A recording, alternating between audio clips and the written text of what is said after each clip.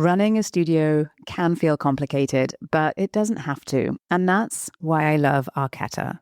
It's simple to use behind the scenes and puts everything in one place. From bookings, of course, to payments and automated marketing. And you'll get easy access to the data that matters most. And you guys know how much I love data. So you can make smart business decisions with confidence.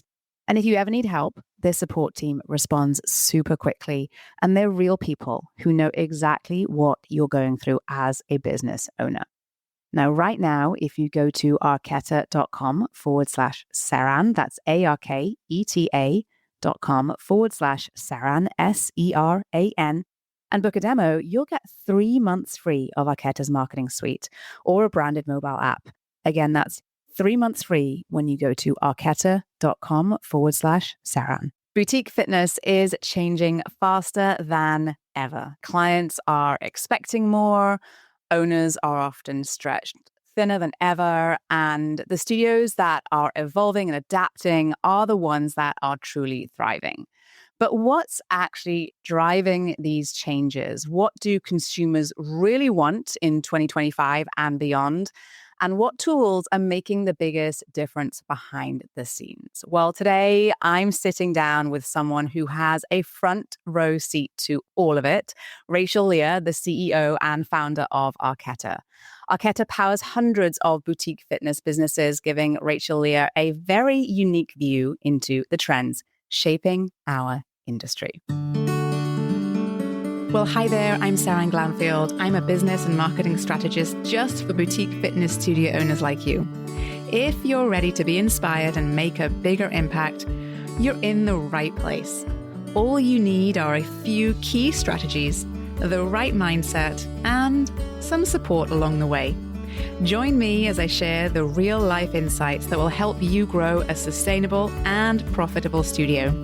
This is the Pilates Business Podcast. Welcome back to the podcast. I'm so glad you're here. I'm Seran Glanfield. And I think if you are most like most of the studio owners that I talk to, you probably are a little busy right now. Perhaps as we switch into the season that we are in, you're probably feeling the weight of running a business. You probably are in a place where you're managing schedules, you're loving the community and the energy, but perhaps on the back end, the marketing, the systems, some of the admin can feel like it's a lot. And on top of that, we know that clients have higher expectations than ever before. They don't just want great classes. They want a seamless experience, something that is personalized, making that their pricing is flexible. And they also want to see how they're progressing within their movement practices each and every week. And the shifts that we're seeing aren't just your imagination. This is the industry evolving. It's happening everywhere. This industry is evolving rapidly. And if you want to stay relevant, you've got to know where we're heading. And that's why I'm absolutely thrilled to welcome back Rachel Lea, the CEO and founder of Arketa.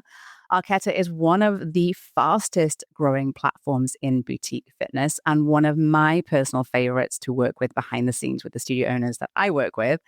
Arketa was founded in 2020. It's an all-in-one tool that helps studios streamline everything from scheduling, yes, of course, to payments, yes, of course, to content and marketing and reporting and everything that you need to build and grow your studio business.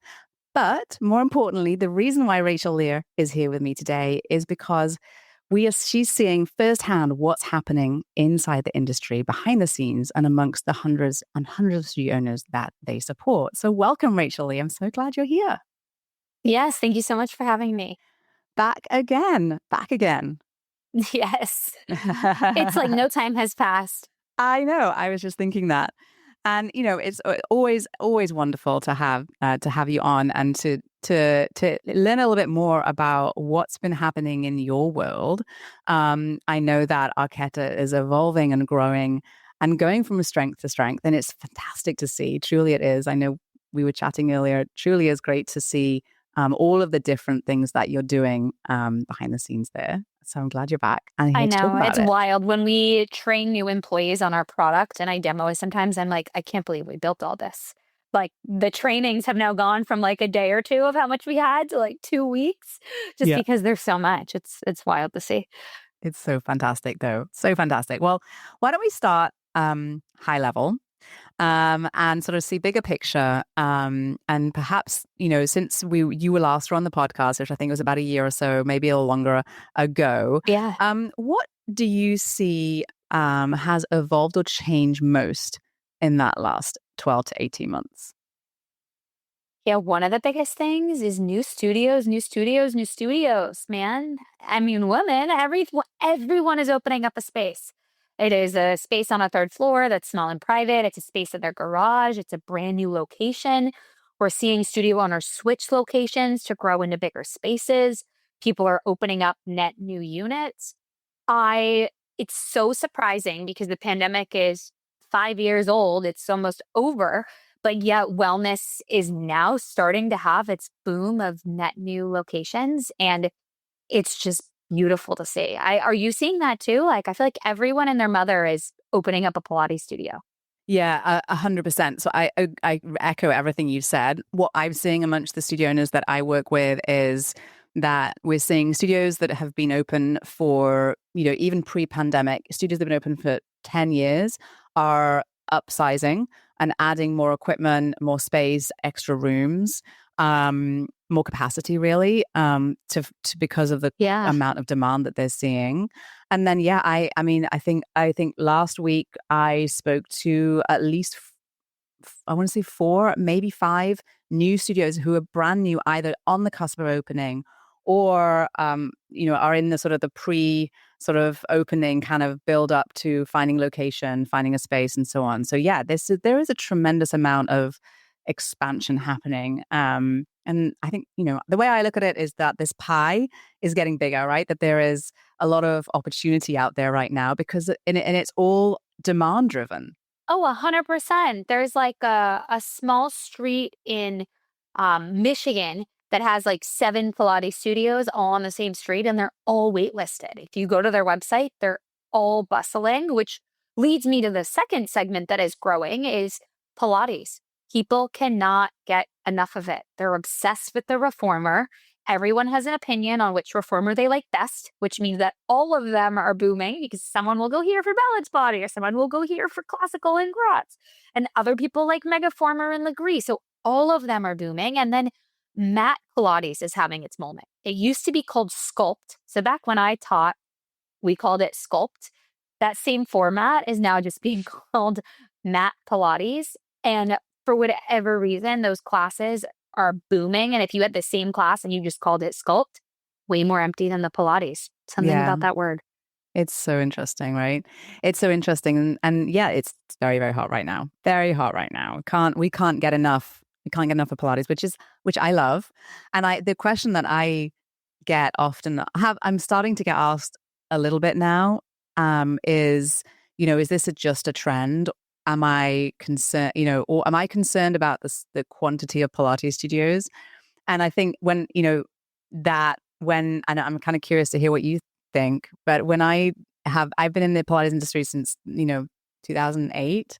And what I see is that, and I always look to the clients, right? You've got to look at the clients because the clients will tell you what they want. And what I have seen is that since 2008, the teachers who I were teaching in 2008 are still teaching in 2025, and they still have a full schedule. Because when people find Pilates and they fall in love with Pilates, they stay in Pilates. And so no matter how many studios open, that if you're a great teacher and you love what you do and you're in it to support your clients and help them to move healthier, then without a doubt, you're still going to be teaching in 10, 15 years time and have a studio that is still going to be extremely profitable and sustainable. Oh, yeah, I couldn't agree more. A studio can only take so many members, too, right? You think about like the population of New York, and then you think about a 10 reformer studio. Well, if you got 5 classes a day, you can only see 50 people a day. Multiply that by 7, you're at 350 a week.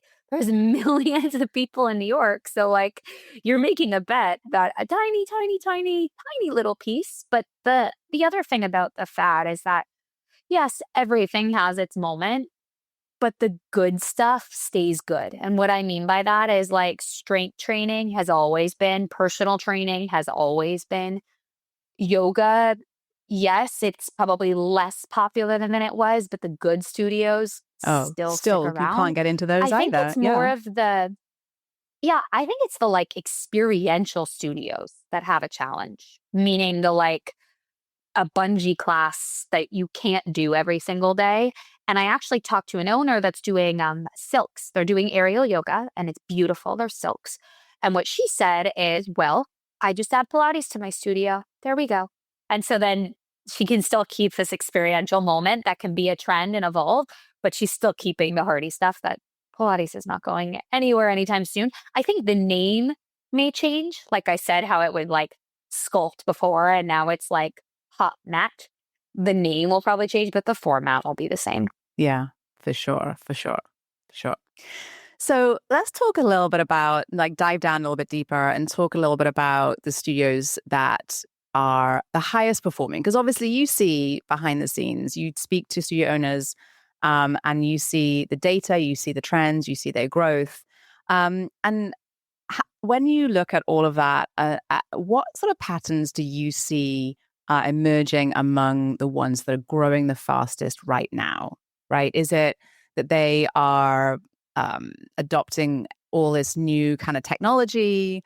Are they changing what they're doing in the studio? Are they training their team differently? Are they spending more on marketing, or is it something else completely different? I think it's three things. It's one is when my parents used to tell me this when I was looking at where to live in college. They were like, Rachel Lea, when you're looking for a space, there's one thing that matters: location, location, location. We have a studio that is generally in the world's worst location. Doesn't matter how great it is, people just can't get to it.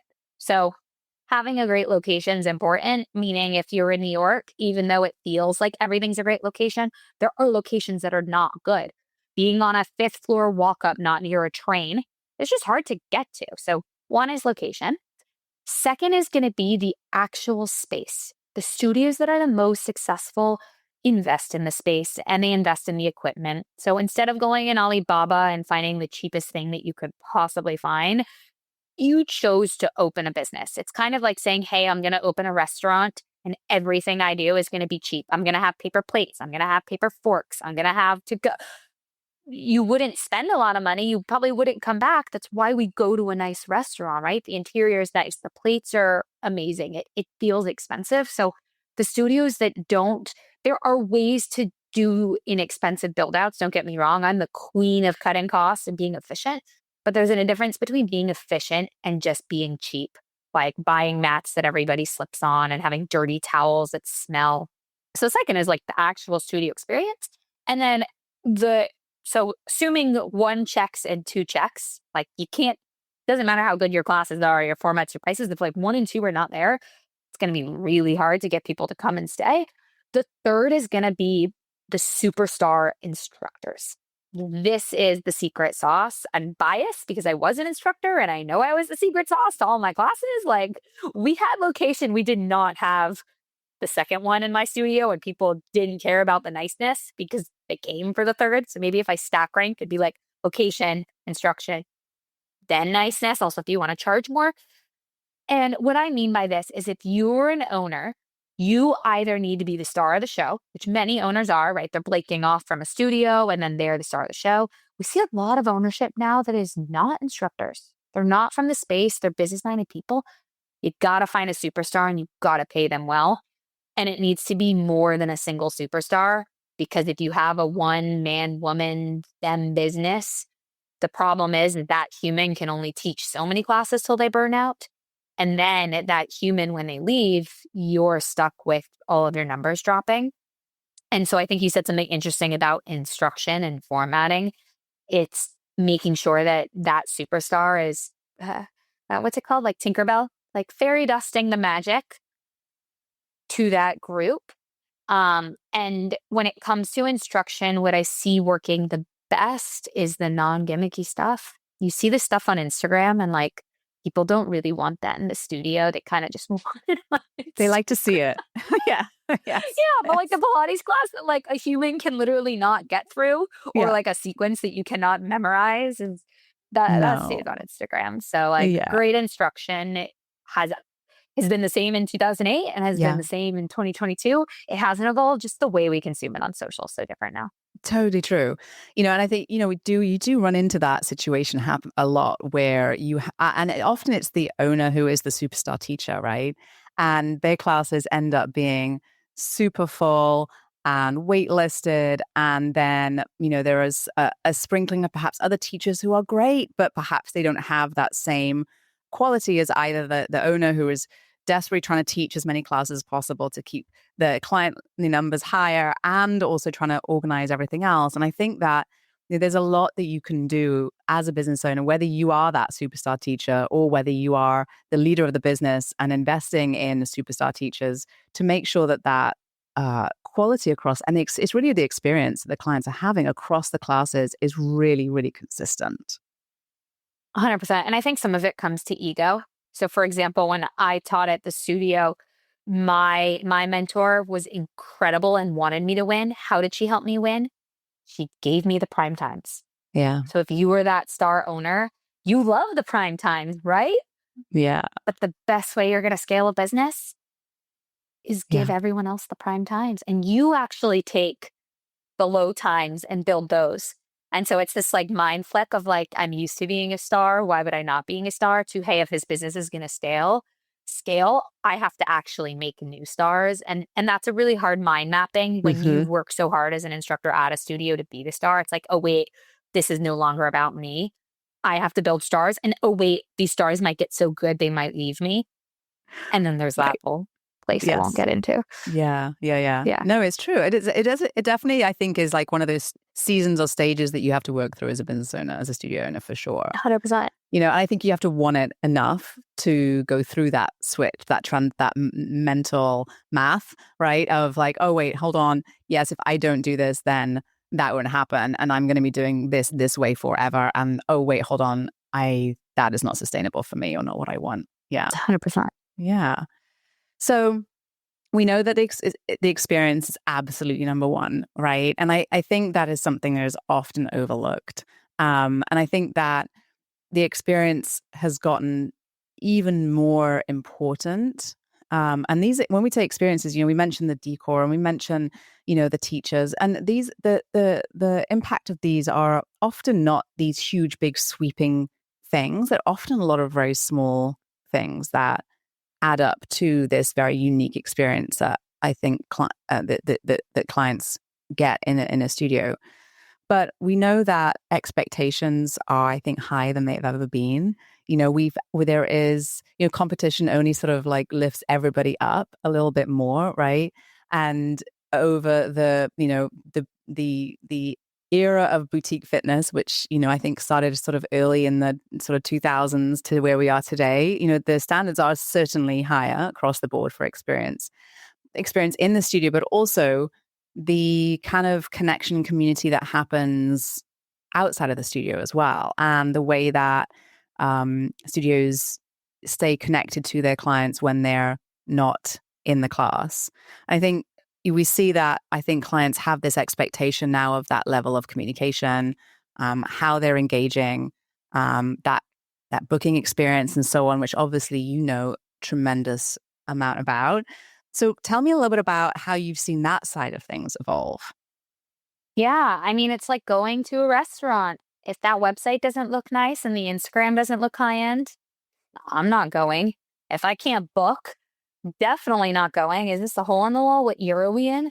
You see this in the fitness and wellness space is if you can't get someone to see that gorgeous experience in space, the first thing someone's going to see is your website and your branded app and your booking experience. And if those three pieces of tech look old and outdated and clunky and hard to use, they're going to then map, oh, my studio experience is going to be old, clunky, dirty, hard to use, not expensive. Why should I do this? Especially when everyone else on the market is up leveling. You don't want to be that person. And I do hear a lot of owners with a differing opinion, which is, oh, well, once they come into my studio, it's amazing. It's the best, blah, blah, blah. And it's, well, if you can't get them in the studio, you can't show them that. And so unfortunately, your website is the first thing people see. It's kind of like dating apps. It's like, right? If your dating app profile doesn't look so great, you can't even make it to the date. And so what do people do on their profiles? They go get photographers, they do cute shoots. I don't know what they do. They Photoshop themselves. So as a owner, you need to think about having the most gorgeous tech and the most gorgeous website. That premium experience that makes your studio feel premium. And what I always say is your website, app, and booking software should feel 3 to 5 times bigger than your studio is. You always want to look bigger, not smaller in your web presence. And so everything's evolving. And so what I always tell owners is you don't want to be the last, like being the last one on a software is not cool. You don't Right. want to be the last man standing. You No. actually want to be the first mover, because if you're not moving, the new studio down the street is opening with a fresh website, a fresh app, and fresh booking software. And we just talked about how many new studios there are. So if there are all these new studios, they're getting all the new fresh hot software. They're not, if I could buy hot new or old and crummy, I'm buying the new. So if you're a studio that's been around for a long time, you almost need to more than ever be getting the new stuff. Kind of like equipment too. This isn't just tech, it's equipment. So if the new studio down the street has brand new equipment and you don't, you should probably be upgrading your equipment too. Yeah. And tell me a little bit about specifically what you're doing inside of Arketa to make sure that experience that a client has, right? So one of the things that I get asked as a consultant is there's all these different softwares out there. Like should I look for? How do I decide between one or the other? And I always say, well, go and demo them and see them because there is a visual difference for you, and what you're looking for, is going to be what you're looking for. But I think there are some sort of like, there's a checklist of things that I think studio owners should be really aware of. And within this software that from a client perspective, that makes that sort of journey of finding you, but then going from that website to the first class, right? Because that's the second sort of most important part of that journey, and like getting them to the point of like booking on the website and then or via the website and then getting them into class in a way that like makes them really excited to get there, right? Is there are steps and sort of things that are touch points along the way that can really impact how they feel when they walk into the studio. So how are you, like, what have you focused on in the experience that you do in Arketa? And then what are you seeing perhaps on the horizon, or what else is behind the scenes kind of are you thinking about to continue to evolve as we're seeing obviously consumer expectations evolving too? Yeah. So what we think about when we tour Arketa or we show any studio on Arketa is we educate so that they're educated to make the right decision. Any seller on any demo is going to be like, we have the best booking, we have the prettiest booking, we have you can say anything. It's like an athlete being like, I'm the world's best tennis player. I'm watching the US Open now, so everything's about tennis. And then you look at like your ranking, you're like, okay, you're the world's best in where you are or in how you might see it. So for Arketa, we educate on an idea called count the clicks. And the idea behind it is that when you are a customer, you are going on a website to book for the first time, you need to count how many clicks it takes as a first timer, not a second timer, third timer, your regular who's coming anyways, to get into class. And those counts need to happen on a website. Why? Is a first timer is not going to go to the app store, search your branded. I love our mobile apps, by the way. No one's using them for your first time. Go to the app store, download the mobile app, figure it out. No, they're doing it on web. I hear so many owners say, well, my web experience stinks, but my app experience is great. Well, great. No one's downloading your app. They're booking on your website. So you land on the website and then you literally start counting every click you go. Click 1, sign up. Click 2, book now. Click 3, log in.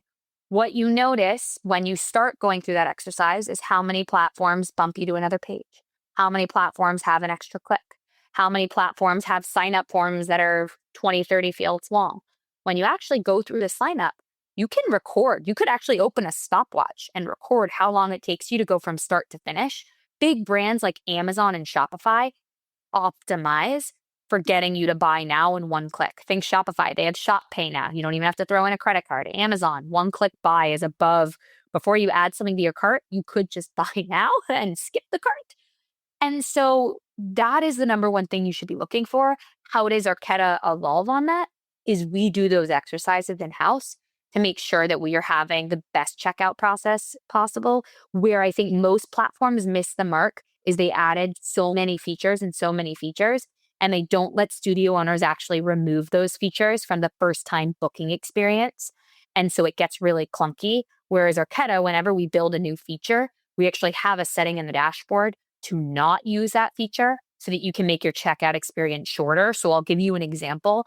When you collect sign up from somebody, like a username and password before you book, you actually just want to get someone's name, email, and phone so that you can email and text them for marketing.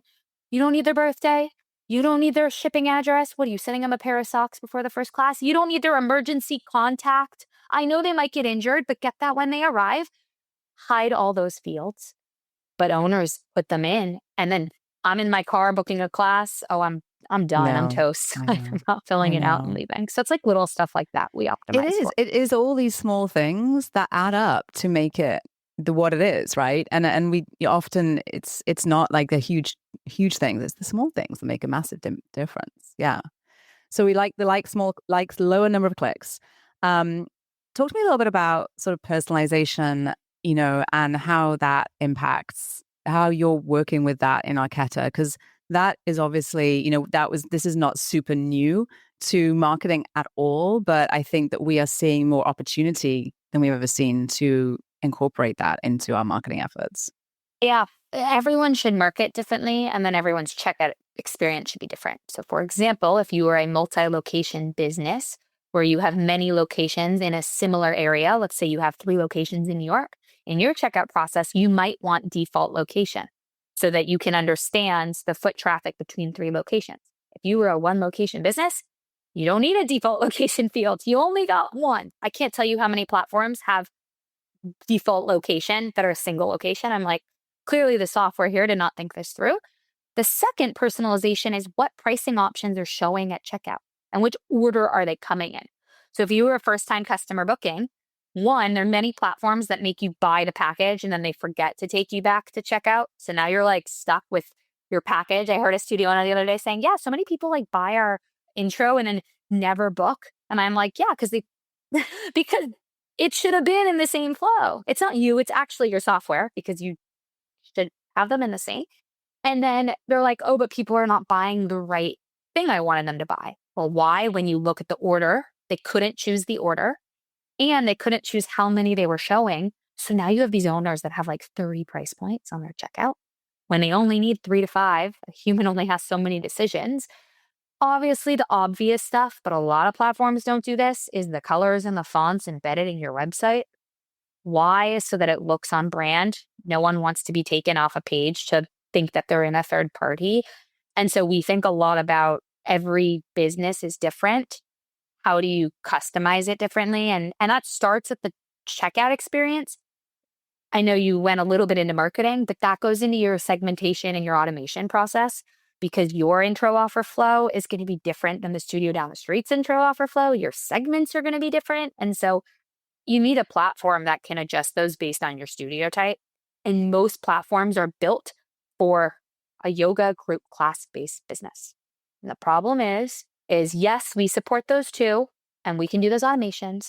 Businesses are evolving and they now have multiple modalities and a lot of one-on-ones and lots of add-ons and lots of different ways in which you can market. And so you really need a marketing solution that can be bespoke for you, not Orange Theory or Barry's Bootcamp, who just has a totally different business model than you. And also they have brand awareness.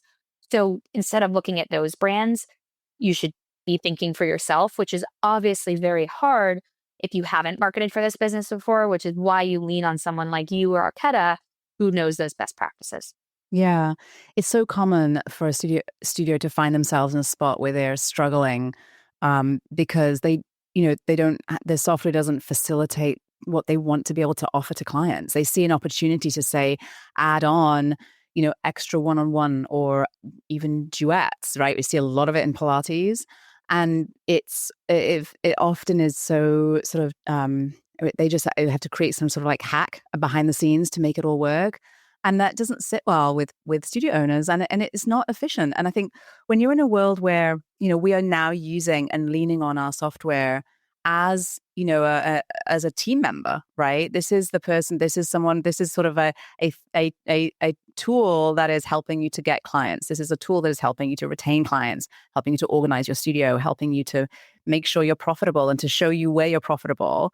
I think it has to be a tool that can facilitate you being able to generate as much revenue as possible wherever you see that demand coming from, Yeah, 100%. And I think there is a big trend of when you're confused, you look to the person up and down the street from you. Yeah. And the problem is that this market is changing so fast that the studio owner down the street that opened 10 years ago probably didn't have access to the tech that you have now.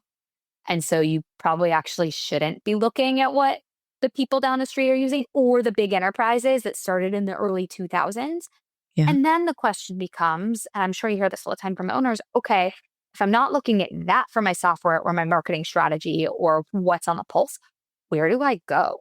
Yeah. And I think that is a challenge that we work really hard at Arketa on, and we work with you, and we're like, okay, great. How do we figure out how to elevate this industry?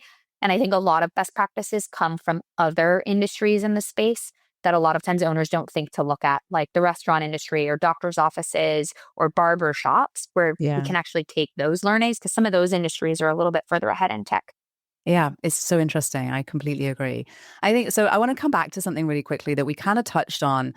And I think one of the areas where I have focused as from day one as a consultant, and I think studio owners are semi-focused on generally, but when we start working together in my coaching program, it's kind of the light switches on, and that is the data. And I think when we see, I think it's something that we're seeing more and more software providers getting focused on because it's so critical in the world that we're in today to be able to use data to make smart decisions about, whether to open a second location or third location. Yes, but also about, is my teacher up to standard? Should I add another class? Should I buy another piece of equipment? And so tell me a little bit about the data that what data you encourage studio owners to look at, and that you're focused on getting into the hands of studio owners at Arketa. Yeah, the first one is profits, profits, profits. Revenue doesn't matter if you can't pay your rent. I can't tell you how many, and I'm sure you've seen this, owners that are like, well, I just need 20 members, or I just want to break $10,000. And I'm like, why? And they're like, well, that's the next clipping, or I think that's what I should be doing. That's what I've been told. Your actual revenue model starts when you sign your lease. That is a really scary thing to hear because a lot of people have already signed their 5 to 10-year leases, and that cost is fixed. And that cost is the biggest cost you will ever have for your studio. I can't tell you how many owners are like, I don't know if I can afford Arketa. And I'm like, yeah, I could discount this thing $25, but you just dropped 12 to 15 grand a month on rent. If you really want to save some money, it's not $25. It's actually your rent. So it all starts from, what are your costs? Your 2 biggest costs are your rent and your staff. Then you need to figure out, how much revenue do I need to break even on the business? And now, of course, I hope this business isn't a charity. So then you need to figure out, okay, if it's not a charity, how much profit will I be happy with? That profit is either going to go towards marketing efforts or buying new equipment or giving staff birthday cards, or it's going to go towards net new locations, or it's going to go to paying a salary. So many owners forget to put they need a salary in their model. So then they're like, oh, wait, business is doing well and I take home no dollars. Once you know what you want your profit to be, then you can figure out, okay, what does my revenue in Arketa need to look like to hit that profit? Some owners break it down by members. That is okay if your business is 100% membership based. In Pilates, a lot of it's privates, a lot of it's packages, and a lot of it's not recurring. And as much as we want to make it recurring, and Arketa has all the reasons that you should and do it, the 4-pack a month, the 8-pack a month, you get it. There will be people that want to buy packages. So you'll put in your model, okay, if my split is this much in packages, this much in membership over time, yes, I want to get more members. Here's the average price I need to sell per customer. And then here's how many customers I need. And Arketa now has brand new dashboarding that will show all of that. It will tell you your breakdown of membership and package so that you know how much of each you need to grow.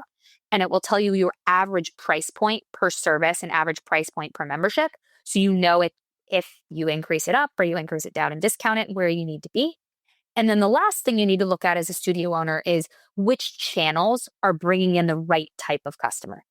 And Arketa now has marketing dashboards where you can see the source. Source means where every single customer came from.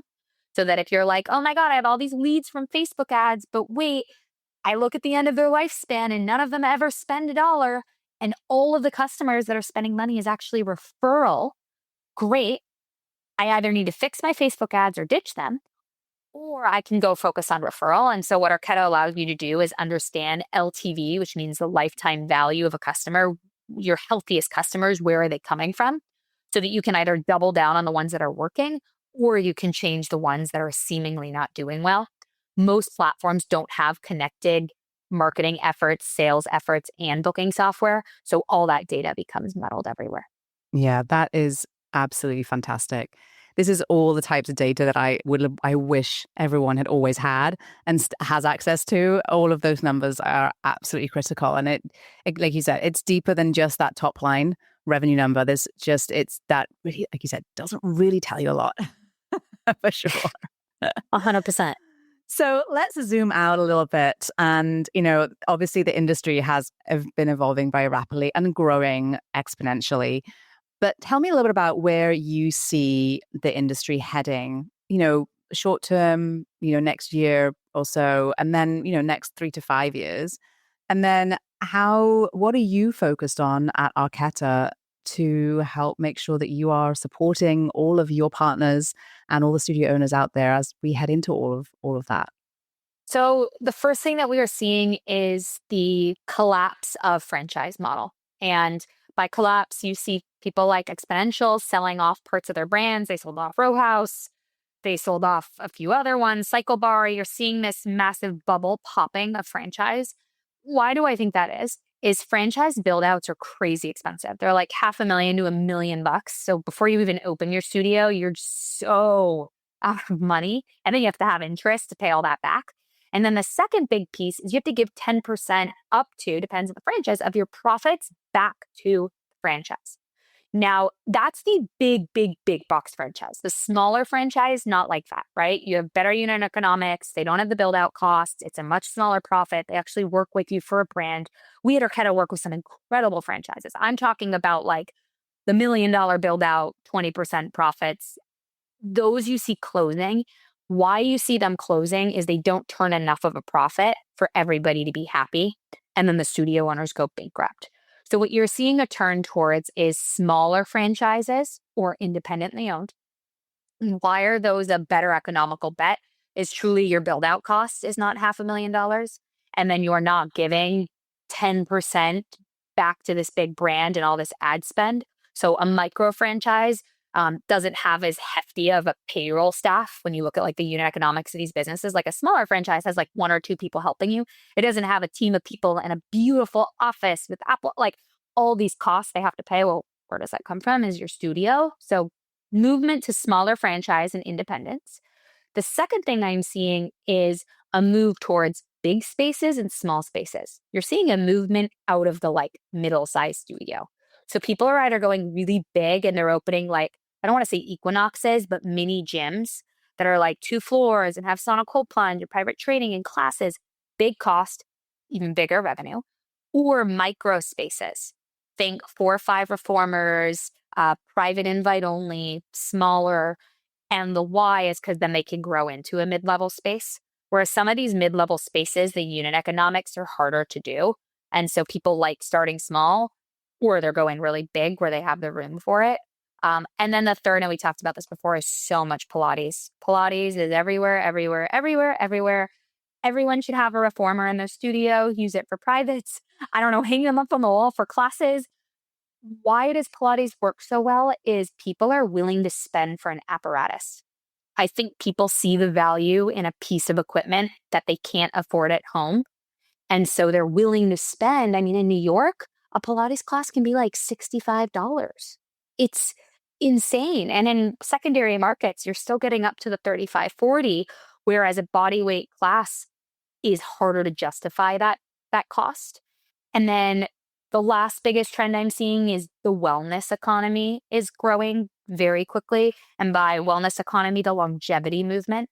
And so you're seeing a lot of cold plunge saunas, IV drips, cupping, massage.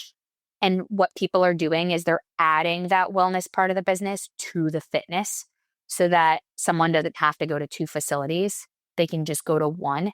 And the really nice piece about the wellness experiences is they're very expensive. They don't take up a lot of space, and they really help supplement the revenue of a group class-based business. I'd say those are like the 4 big trends. Any of those that like you're seeing or you're like, no, I'm not seeing this one? I am. Yeah, for sure. I agree with you on all of those things. I see the studios that are opening that do well tend to be on the smaller size and then tend to move into a larger space within, not within sort of that 3-year mark, essentially.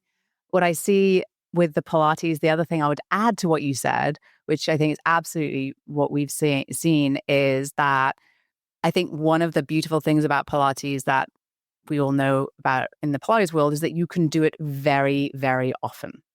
And so I think that one of the challenges that with, say, like a boxing or a kickboxing workout that's really high intense and really high impact is that you try doing that, 6-7 days a week and like, good luck, and it's just isn't reasonable. Yeah, but your knees, your hips, your you're joints. exhausted. It's too much. Even spin on 5-6 times a week is not, but you can do Pilates 5-6 times a week, right? Maybe not, like the advanced movement, but you can do a version of Pilates 5 or 6 days a week, and people love the way that that type of movement makes them feel.